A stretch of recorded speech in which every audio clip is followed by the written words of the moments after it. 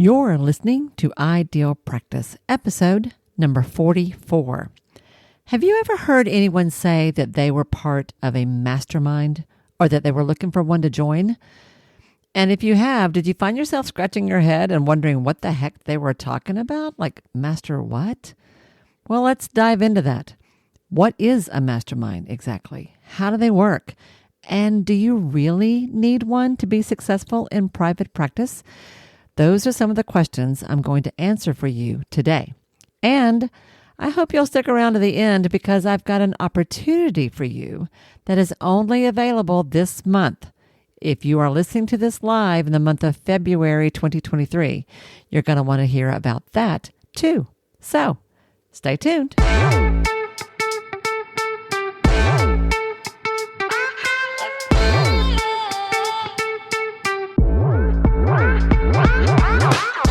Hi, I'm Wendy Pitts-Reeves, and with over 2 decades of experience in the private practice world, I've built my 6-figure business while learning a lot of lessons the hard way. This is the first podcast that shows you how to apply the principles of energy, alignment, and strategy to build a practice that is profit-centered, but people-forward. This is the Ideal Practice Podcast. Hey guys, and welcome back. This is Wendy. Thank you so much for tuning in to another episode of the Ideal Practice Podcast. How are you guys doing today?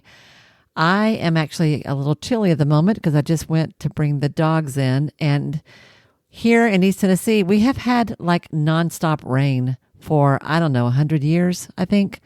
No, actually, it's been like 2 weeks. But oh my gosh, it's been relentless. And today it's clear and sunny and cold. And it's nice, and I'm very happy about it. I have to tell you, I have been having the best time. I have been setting up interviews with folks for the podcast for over the next few months, and I've given an interview or two myself, and these conversations are turning out to be so much fun. And maybe I shouldn't be surprised at this, but one of the kind of unexpected joys that I'm stumbling into is that the conversations themselves seem to be transformational. Like seriously, like 3 times, honestly, 3 times in the past week, I have had somebody that I have interviewed tell me that just the interview itself got them thinking about themselves or their practice or the way their life is going or the way they are growing in a whole new way. And I love that. I love the growth that happens, the light bulbs that I can see coming on in somebody's eyes just because we have a deeper conversation about who you are as a healer or where you've been able to grow as a business owner. I love that. And you know what? I hadn't really thought about it until I started to get ready for this recording, but that is exactly what happens in a business mastermind. Exactly that kind of thing and more. So let's go ahead and get into that, shall we? Let's start by talking about what a mastermind is. Tim Gunn said, "Life is not a solo act." And I would say, neither is running a business, y'all. In fact, in order to run any kind of successful practice, you're going to need help, and a lot of it. From time to time here on the podcast, we're going to talk about the team that you need around you. You need a bookkeeper or a CPA. You probably need a virtual assistant or some kind of admin help. You might need a billing support. You might need a coach. You might need somebody to mow your grass. All of those are part of the team that can make your life easier and your practice more successful. But what we don't often talk about is how important it is to make sure that you have support for yourself. Running a business is tough. Putting yourself out there is scary. Owning your results is, it can stir up our stuff, as we have talked about here in recent weeks. And one of the best ways to make sure that you stay on track, that you keep moving forward, that you clear the negative gunk out of your head, and that you reach the goals that you have for yourself is through a mastermind group. Now, years ago, when I was starting my first business, My first business, my main business has been a counseling practice, but I have done lots of things. Y'all, I had a mediation practice. I had an adventure-based business for a while. I've done lots of things. But when I started my counseling practice, I created what I called at the time a monthly networking luncheon. And every month I invited a variety of people with a common interest in mental health to meet for lunch at a local restaurant. I talked about this idea back in episode 16, I think. I'll look that up and make sure. I think it was 16, and I'll link to that in the show notes below. I talked about this concept because it actually was a great way to get the practice off the ground, and it attracted people to work with me, which was fun. But back then, I'd never heard of masterminds. But when I think about now, about how I set that up and the way it tended to function, I realized that it was, in a way, exactly that. Now, today, I have actually been in a formal mastermind group for years. And I honestly can't imagine running my business without it. In fact, even as I'm saying this to you, I'm thinking, oh, I need to go talk to my mastermind about something that I've got on my mind. So the original idea for this concept started with an author that some of you may have heard of named Napoleon Hill. If you move in business circles for any length of time, online or elsewhere, somebody's going to talk about this guy. Napoleon Hill wrote a classic business book from the early 1900s that's called Think and Grow Rich. He also had a couple of other books. This was not his only one, but it is the one that is most often cited. And if you actually go and read that book, although the language is a little stilted, it's written the way people talked in the 1920s or 30s, he was actually talking about the power of energy, the power of your mindset, that the way we think about success influences our actual success. And one of the things that he did was he was exploring common factors that led to the success of the big deals in his day. You know, the Bill Gates of his time, right? He went out and interviewed those folks, wanted to learn from them what they attributed their success to, and he began to look for patterns.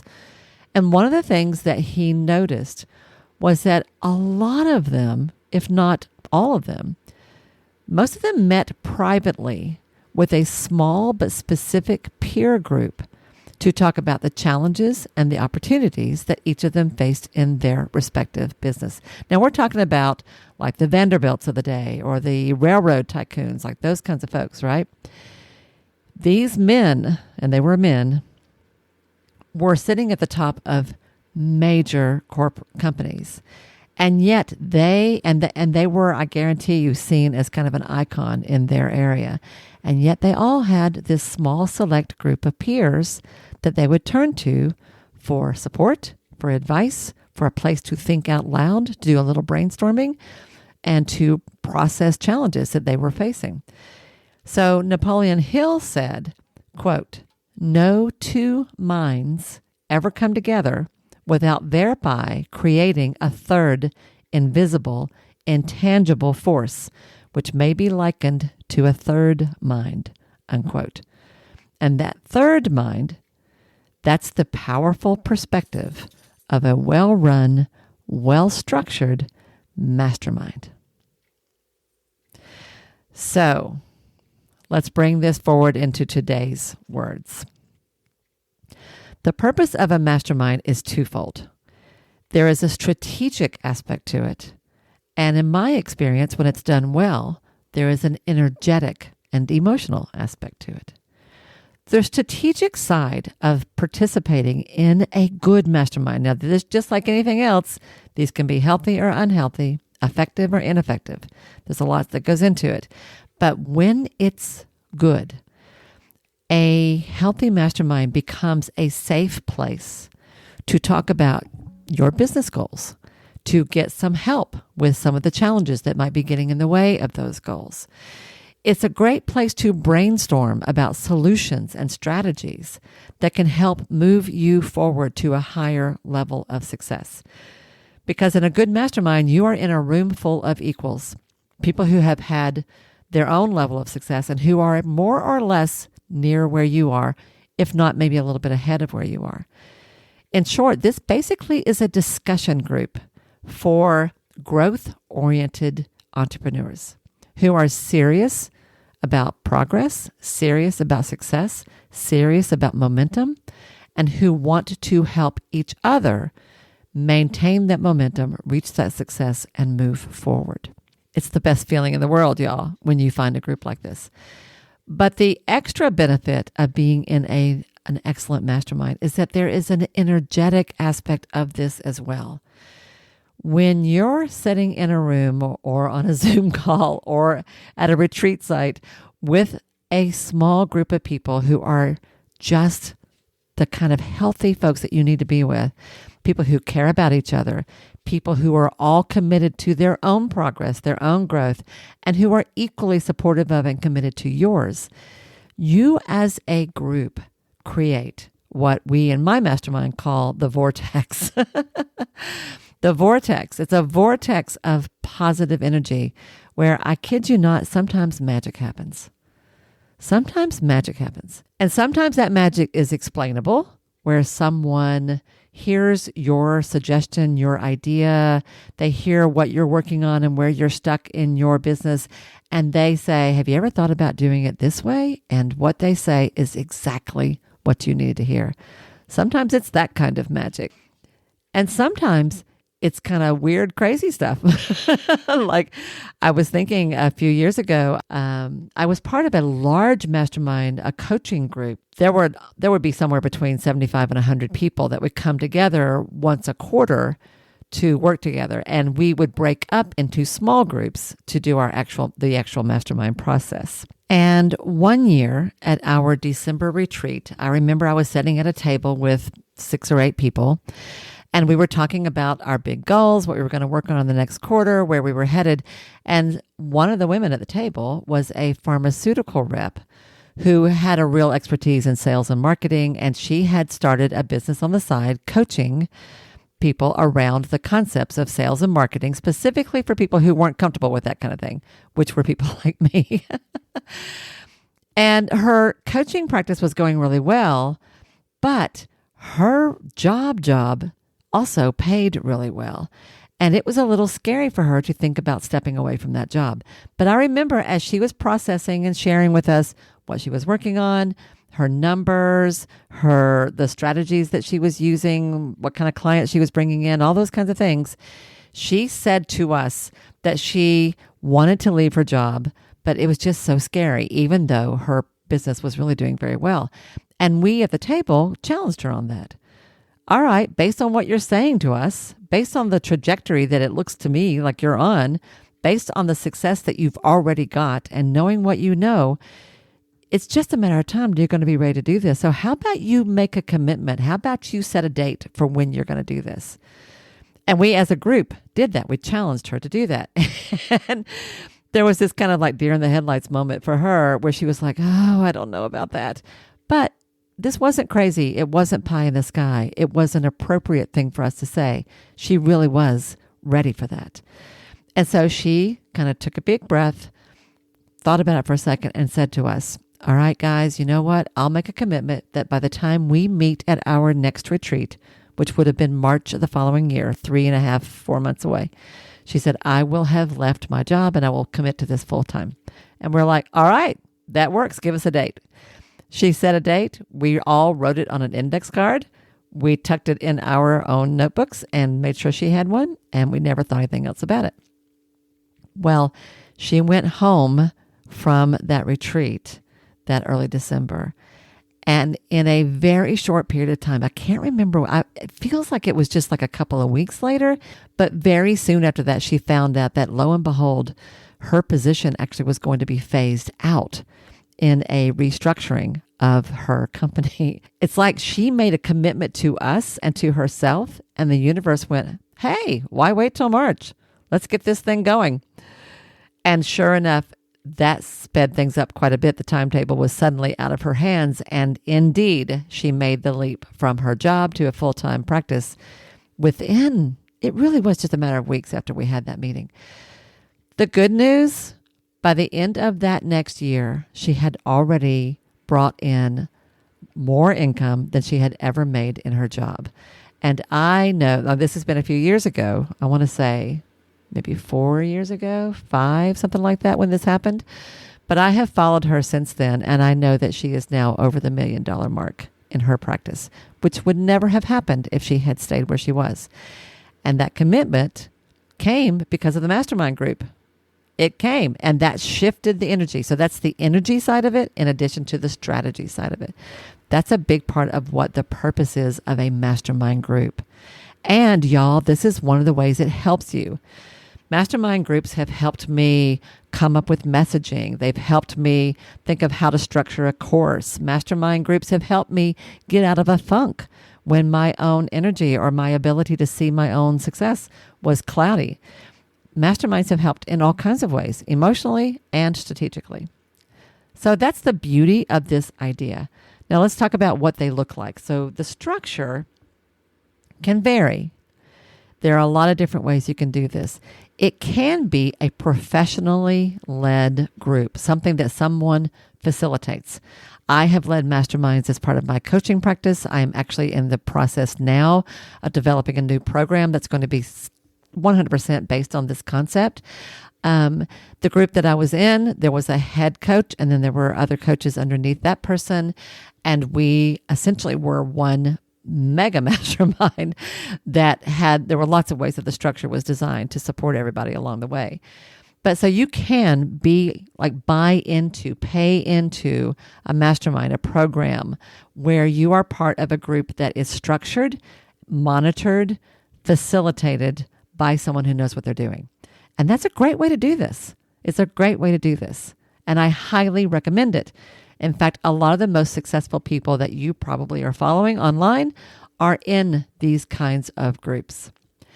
You can also create your own mastermind that is peer-led. It just occurred to me as I said that you could almost think of 12-step groups as a kind of mastermind, although I'm sure they wouldn't see it that way, but in a way it's sort of the same concept. We all come together, we hold each other accountable, we support each other, and we call each other into something higher, better for us, right? You can do this with a group of friends or other entrepreneurs or colleagues. There are lots of caveats about what it takes to make that work because it is not easy to make that successful, I'll tell you that. Since I left that particular coaching program, and I was in it for years, a group of us who had all been in that program together, we have managed to keep a mastermind going. There are 10 of us now. You've heard me mention this a couple of times here. There are 10 of us now who meet once a quarter on Zoom because we're scattered around the country.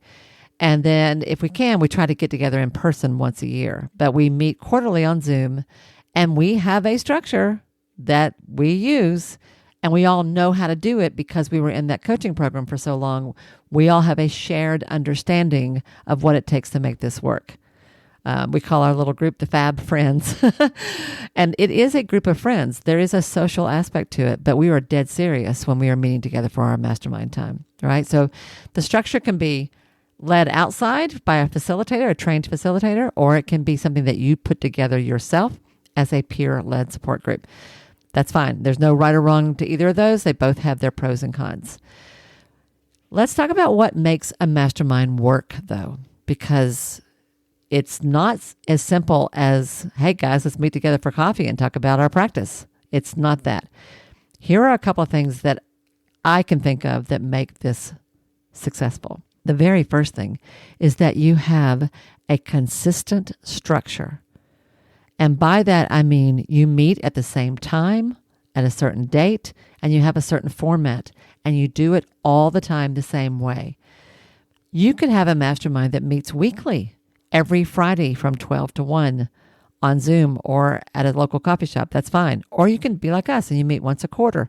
You can meet weekly for 3 months and you're done, or monthly for 3 months and you're done. It doesn't matter how you do it.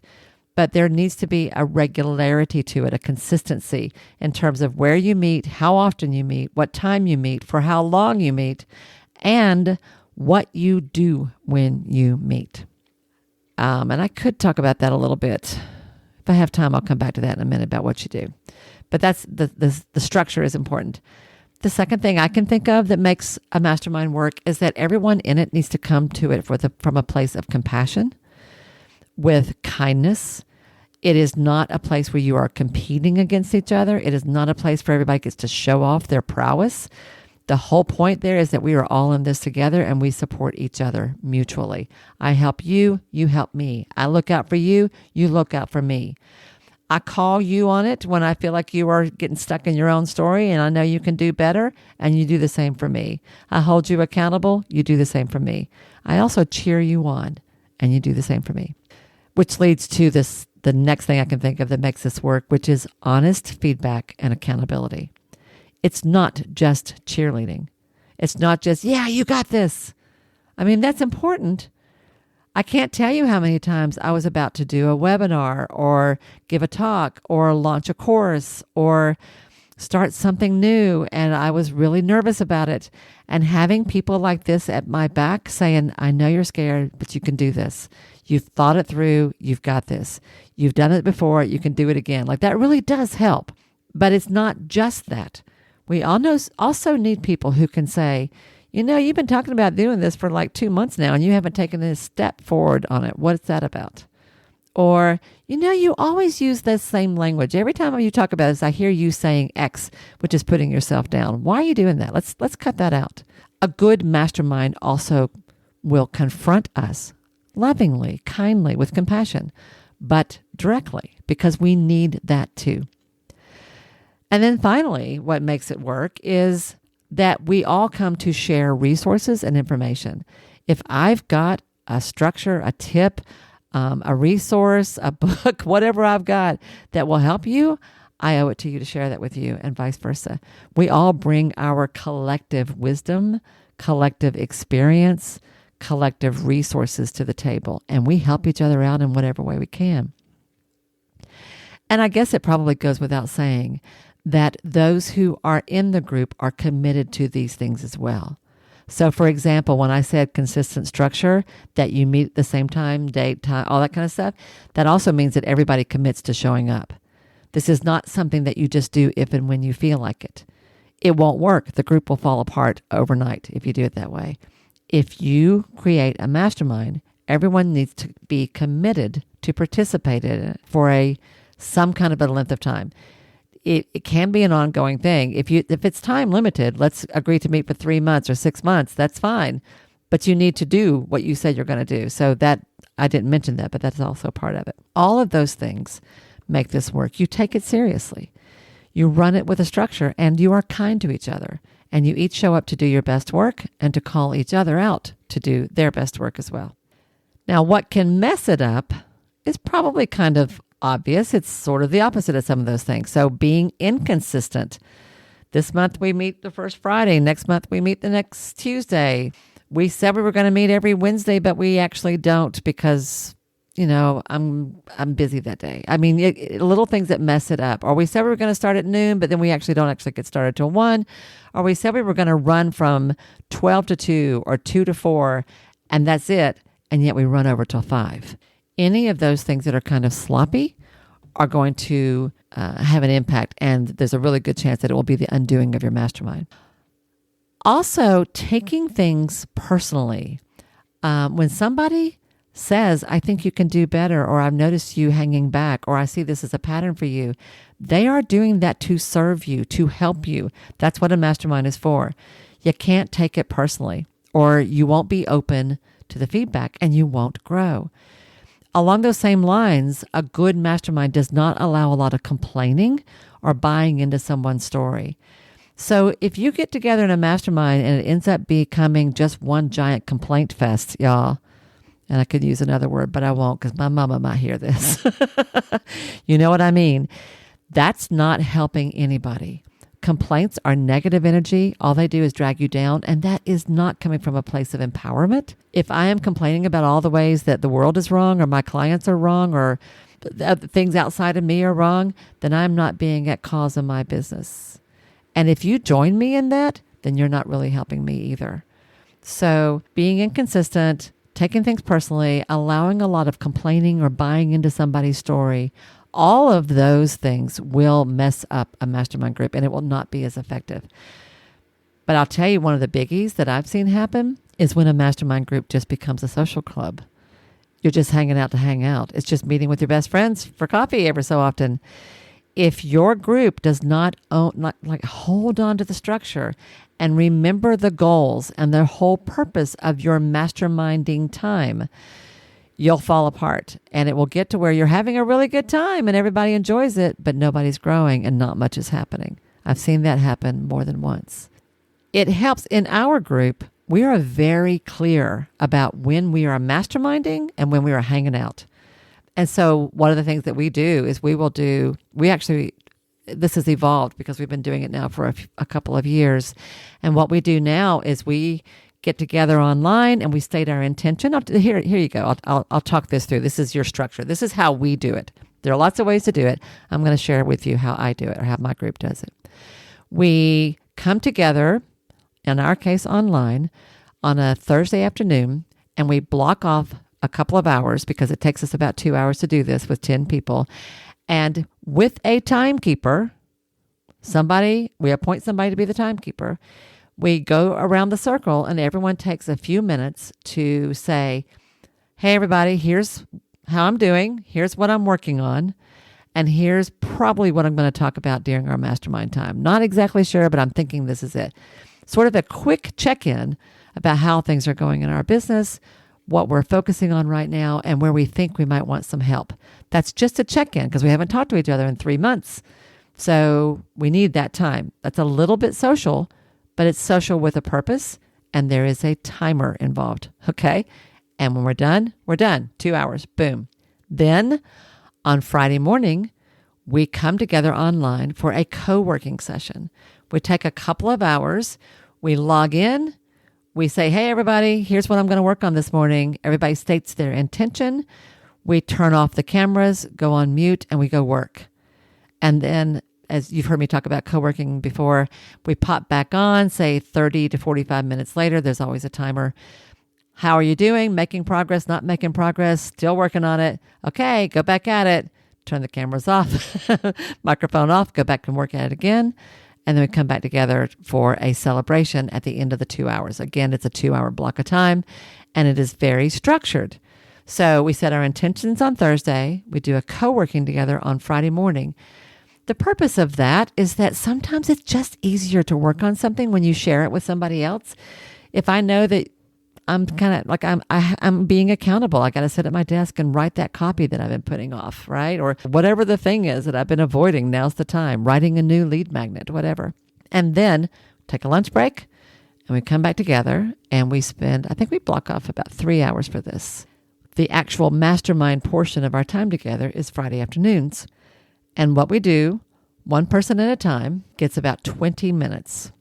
5 minutes of that is a presentation. Here's what I'm working on. Here's what I would like some help with. Here's my question. And here's where I'm stuck. Just sort of set the stage. Here's what I'm looking for today. And then 15 minutes of feedback. And that's a round robin discussion. People may ask questions for clarification. People may throw out all kinds of ideas, some of which might sound crazy, some of which are brilliant, some of which you've never thought of before, some of which were obvious. Doesn't matter. There is no judgment. Any idea is solid. It doesn't matter what it is. We're just trying to get them all out there. And the whole group essentially becomes your coach when it's your turn. At the end of the 20 minutes, there's a timer. Somebody is watching a clock. Alarm goes off. Bell rings. We all go, yay, congratulations, high fives. We literally do high fives on Zoom. And then we go to the next person. And at the end of the day, everybody there has gotten clarity, feedback, some ideas about how to move forward on whatever it was they wanted help with. And often what we will do next is take a little bit of a break and then come back together in the evening for a Zoom happy hour hangout so that we can just chat without a timer. So I'll share that with you. That's just one way. That's how we do it. There's lots of ways to do this. There's no right or wrong, but the structure is important. It's essentially setting up a mutual coaching group where you are helping each other. And If there was a facilitator involved, that facilitator would be watching to make sure for things like that you stay on time, that people don't get into telling stories, that you stay on track with what you're supposed to be talking about, those kinds of things. That's how a facilitator will help. All right. So that's a nice overview of what it takes to make a mastermind work and what some of the pitfalls are that can mess it up if you're not careful. So let me answer this question I said I would answer. Do you have to be in a mastermind in order to be successful at your private practice? And the answer is obvious. Of course, no, you don't at all. You are totally capable of reaching success all by yourself without my help, without a mastermind's help, without anybody's help. It just might take you 10 times as long. And if you're like me, you'll waste a lot of money and effort, and you'll lose a lot of sleep along the way that you don't necessarily need to do. The benefit of being part of a shared mastermind of your peers who are at or a little ahead of where you are is that you will grow way faster than you will without it. You will solve problems faster. You will discover solutions more quickly and more easily, and you will reach those goals much more often at a much higher rate, much faster than you would have without it. That's just the benefit. And if you have any experience with groups, then you know what I'm talking about, because this is how groups work in general. It occurred to me, one of the things I want to do to help you guys out with this, I will drop a link in the show notes below to an article that I wrote about this a long time ago that goes into more detail about the specifics to think about, to consider if you want to create or join a mastermind of your own. I'll make sure that I've got a link to that below so you can go look that up if you want to read a little bit more about it. If you are interested in joining a mastermind in any way and you're kind of curious about it, shoot me a DM, because I am in the process of creating the format that I want to use for a mastermind. And it's not going to be like what I just described. It's going to be different than that. But a mastermind for those who have an established practice, who are ready to take it to the next level. That's what I'm working on currently. If that's something you might be interested in or would like to know more about, by all means, reach out to me. I will tell you it's not going to be cheap. It will be a significant investment because we're going to be doing a lot of serious things. So I'm happy to talk to you about that if you're curious.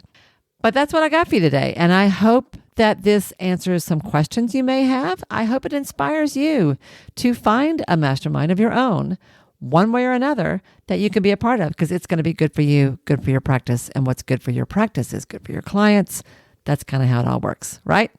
All right, everyone, that's what I got. Have an awesome week, and I will see you next time right here on the Ideal Practice Podcast. Thanks, everyone. Bye now. Hey, y'all, before we bring this episode to a final close, let me tell you real quick about something special that's happening over here at Ideal Practice just for 2 weeks right now in February 2023. If you're catching this episode live when it's close to the time of publication, then you're going to want to hear this. From the 13th through the 27th of February 2023, I am joining my friend Michelle Knox over at Lone Red & Co. in her super cool event called the Show Your Business Some Love giveaway.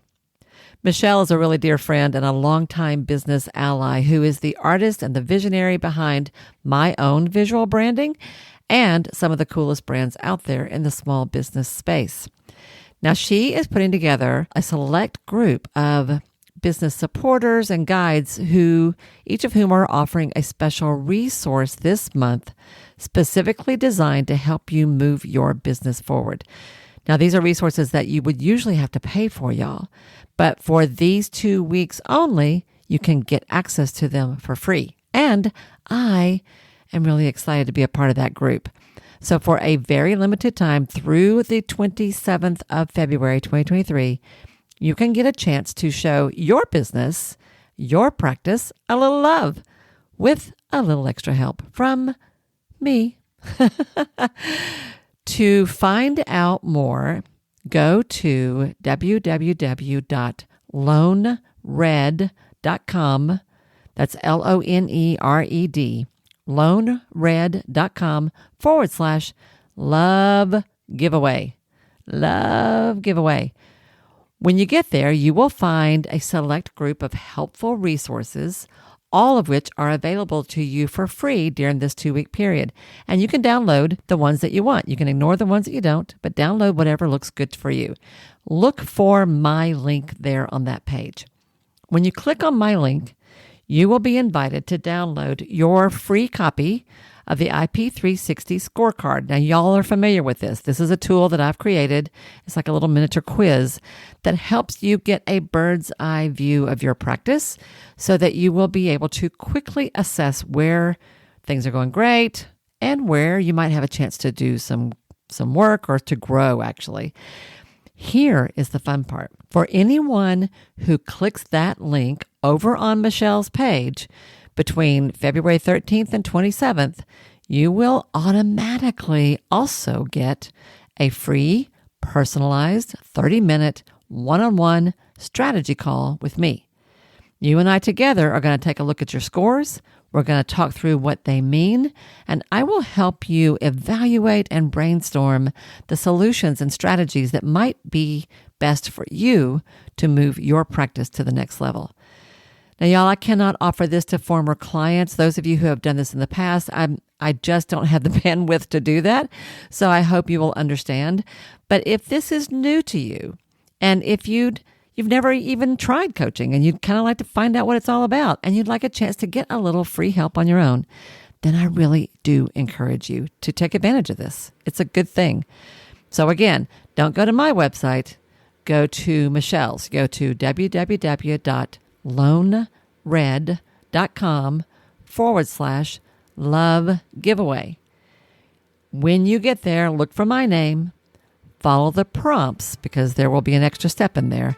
And soon I will be reaching out to you to schedule your free 30-minute strategy call. And I can't wait. I want to learn about your business. I want to see what you're up to. And I want to work together to figure out how you can take it even farther. So go get that. And hopefully you and I will talk soon. Have a great week, everyone. Bye now.